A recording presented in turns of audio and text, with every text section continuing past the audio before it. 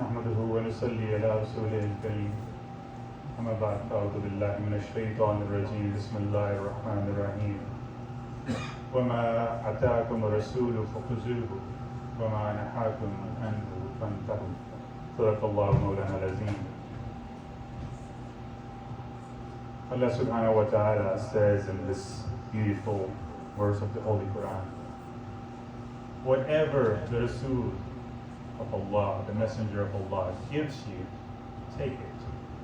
And whatever he forbids you, refrain from it. Do not take that. By saying so, Allah subhanahu wa ta'ala draws a beautiful line. A line between truth and falsehood. A line between righteousness and unrighteousness. Between light and darkness. And thus, by this very verse of the Quran, we understand the criterion, the only standard in the deen of Islam is the person of the Rasulullah.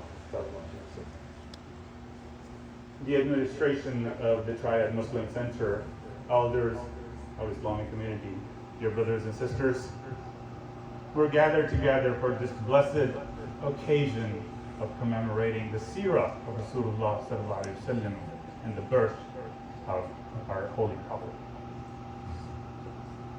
Remember, the birth was not instituted by the prophet himself, and therefore it's a gift of our civilization, of Islamic civilization, to the Muslims. And our cultures developed around this one particular occasion of the birth of the Prophet ﷺ. And we started offering our love and compassion to him. But before I go any further into this talk of tonight, I must confess, it is much more comforting and easier for me to be in a lecture setting versus being an academic speaking to an audience of the faithful. You have to be very careful in spewing out every single word that comes out of your mouth. I'd like to read a passage of a Western author, a writer, a famous American writer, Michael Hart. I'm sure you've heard about his book, The 100, a ranking of the most influential persons in history. He puts your and my prophet, our Lord Muhammad sallallahu alaihi wasallam, on the top of the entire 100 people, the first position. And he says about him, my choice of Muhammad to lead the list of the world's most influential persons may surprise some readers and may be questioned by others. But he was the only man in history who was supremely successful on both the religious and secular levels. This was a person not raised in the Islamic society. A person who went to an American university, who became an astrophysicist, and he was raised in a Christian setting. And that person sang this praise to our Holy Prophet sallallahu alaihi wasallam. And do you know who he put on the second position? Naturally, we would think it would be Jesus Christ, right? Isa alayhi salam. No. He put Jesus Christ on the number third, on the third position. And on the second position, he put Sir Isaac Newton. So, being a Christian, it was natural for him to put Jesus above everyone else. But he put him on the third position. And Isaac Newton, being the greatest scientific mind of the Western civilization, he put him on the second position. There's only one other Muslim who made into that list of 100 people. And that is Umar al-Faruq radiallahu ta'ala anhu. And he was put on 57th position. But the list is led by one person, the most influential person ever born to this world, to this planet, Muhammad Rasulullah sallallahu alaihi wasallam. Dear brothers and sisters, time is a limitation, and I wanted to talk about so much, because the Sīrah is something you can never get enough of. It is something you can talk about for the entirety of your life. But one particular aspect I'd like to talk about tonight is tolerance. The tolerance of Rasulullah sallallahu alaihi wasallam. the humility of Rasulullah sallallahu alayhi wa sallam, and the modesty of Rasulullah sallallahu alayhi wa sallam. Remember, tolerance without humility is nothing. Tolerance it only becomes possible when you have power to exact revenge on someone, inflict pain on others. Without power, it's not tolerance. It's forbearance. It's perseverance, but it's not tolerance. So when you have power to inflict pain on others, but you refrain yourself from doing that, that's called tolerance. So humility, modesty, and tolerance of Rasulullah sallallahu alayhi wa sallam. Once a Bedouin, a villager, Arab, came to Rasulullah sallallahu alayhi wa sallam to the Masjid al-Nabawi in Medina. Rasulullah sallallahu alayhi wa sallam was sitting in the masjid with his companions, the Sahaba. And this person approached directly to the Rasulullah sallallahu alayhi wa sallam. He brought a little gift for him. It was a bunch of grapes. And he brought that right in front of the Prophet sallallahu alayhi wa sallam and asked him, Ya Rasulullah, this is for you.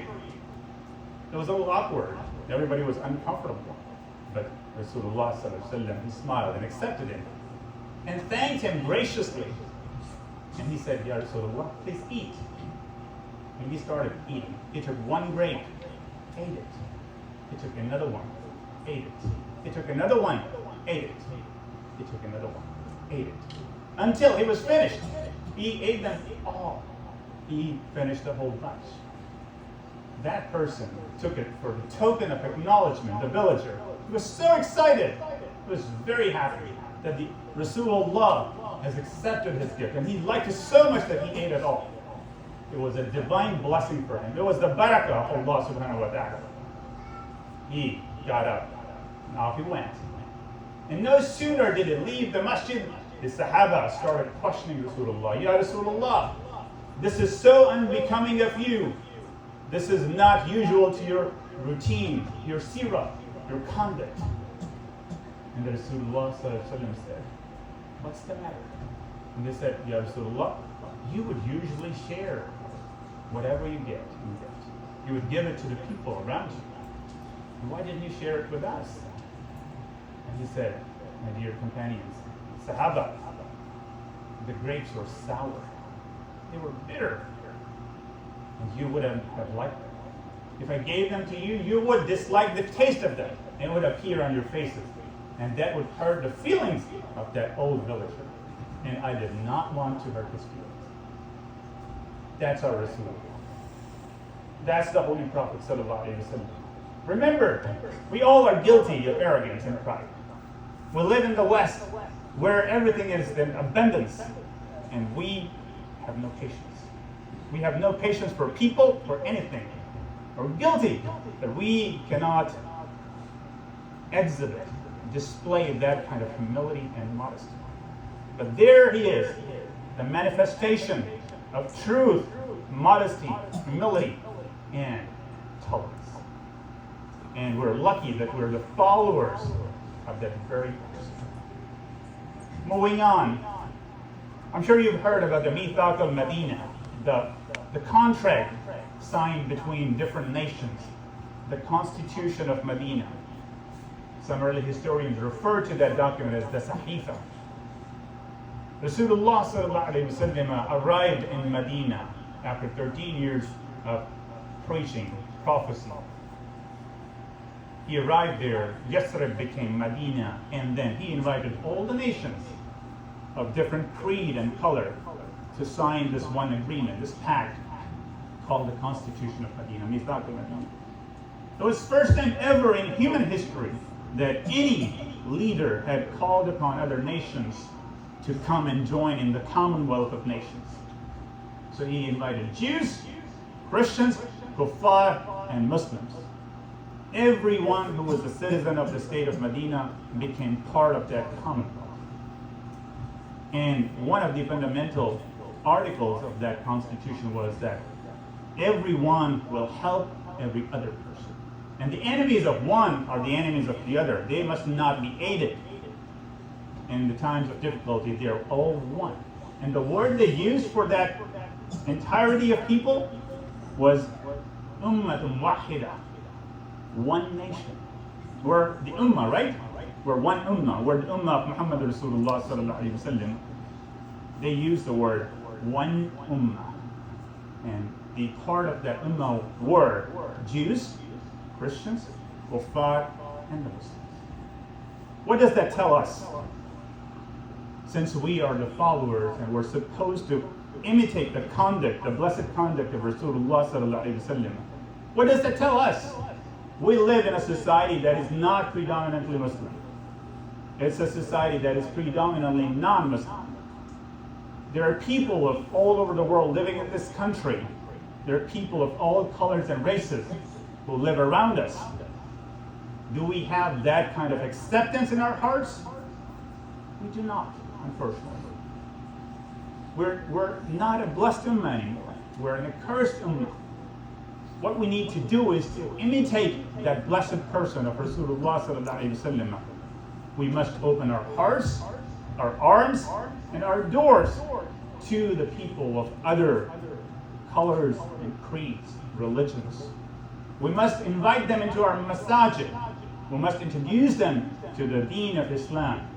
We must tell them the beautiful message that our deen has brought to mankind. It is our job, and it is the becoming of a true Muslim if we share love and not spread hatred. One last thing, and of course time is short tonight, and then I will let leave. One last thing is a very important event I would like to share with you. And I'm sure you all know about that better than myself. You're very knowledgeable people. This is the event of the conquest of Mecca, the Fath al-Makkah, which took place in the 8th year of Hijrah.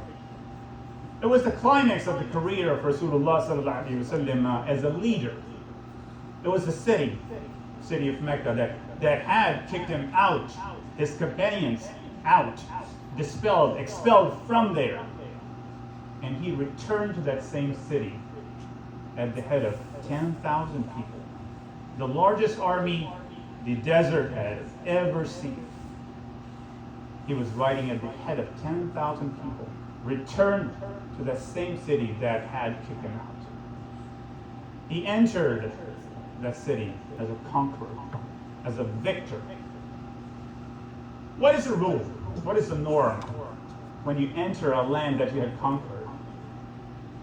The rule is that you plunder it, you pillage it. You enter with pride, with arrogance, with your head erect above everyone else. But it is not anyone else.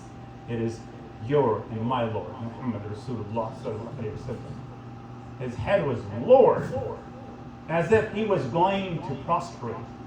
His head was touching the hump of the camel he was riding. He wasn't looking up. He was offering thanks to Allah Almighty for blessing his servant and giving him that gift of conquest and return to the same city he once loved, he once resided. His head was lowered and he approached in the same state, the sanctuary of the Kaaba. And there, every one of the kuffar were gathered. And he asked them, "What do you expect today from me?" And their answer was, "O Muhammad, you are a brother and a nephew. Show mercy to us." And he said, "There's an open amnesty tonight. Every one of you is forgiven." And somebody asked about Abu Sufyan. Who was the worst enemy until that time? Worst enemy of Islam. What about Abu Sufyan? And the Rasulullah sallallahu alaihi wasallam said, not only Abu Sufyan, but even his household is forgiven. It's a place of peace. Whoever takes refuge in the household of Abu Sufyan is forgiven. Hind, his wife, she had cut open the Prophet's uncle's chest and ate his liver after the Battle of Uhud. Such heinous crime. He forgave her too. The rule is that you exact revenge on your opponents. A similar example had passed before the arrival of Islam When Cyrus the Great, the Persian king, he conquered Babylonia in 539 BC, almost about 1,000 years before the arrival of Islam.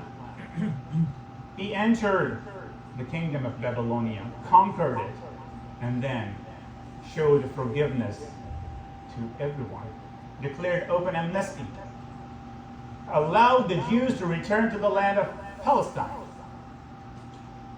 The Jews were so happy, so grateful that they mentioned him in their Bible.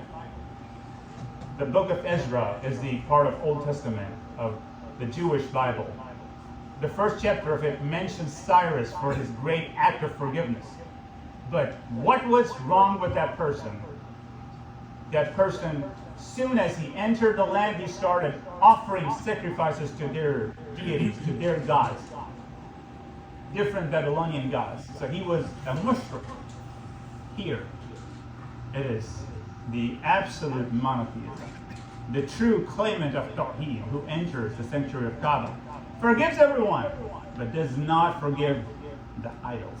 He destroys the idols, he smashes every god of the kuffar, and declares, جاء الحق وزهق الباطل إن الباطل كان زهوقا. Tonight, truth has come, falsehood has fled away, and truth is bound to prevail.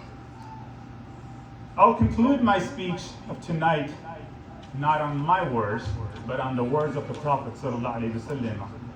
I like to read of his farewell sermon to humanity, which is a manifesto of humanity, a charter of rights and duties. Please listen carefully, and I hope, brothers and sisters, you're with me on this. O people, just as you regard this month, this day, this city as sacred, so regard the life and property of every Muslim as a sacred trust. Return the goods entrusted to you to their rightful owners. Be a mean. Hurt no one so that no one may hurt you. Remember that you will meet your Lord one day, and He will indeed reckon your deeds. Allah has forbidden you to take usury, interest, riba. Therefore, all interest obligations shall henceforth be waived. Your capital, however, is yours to keep. You will neither inflict nor suffer any inequity. Beware of Satan for the safety of your religion. He has lost all hope that he will ever be able to lead you astray in big things. So beware of following in small things. Oh people, it is true that you have certain rights in regard to your woman. So listen carefully.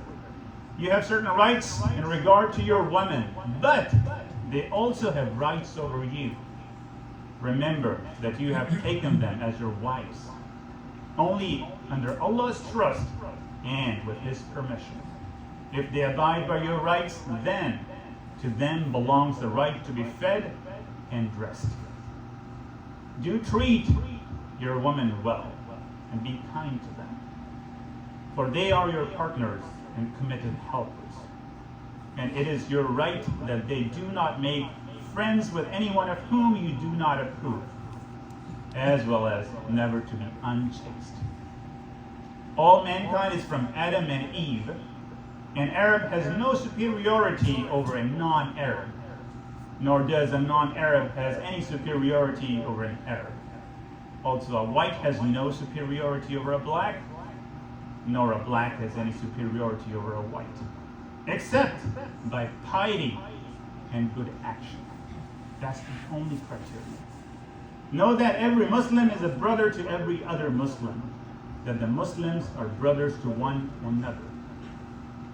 Nothing shall be legitimate to a Muslim which belongs to a fellow Muslim, unless it was given freely and willingly. وَمَا عَلَيْنَا إِلَّا الْبَلَاغُ.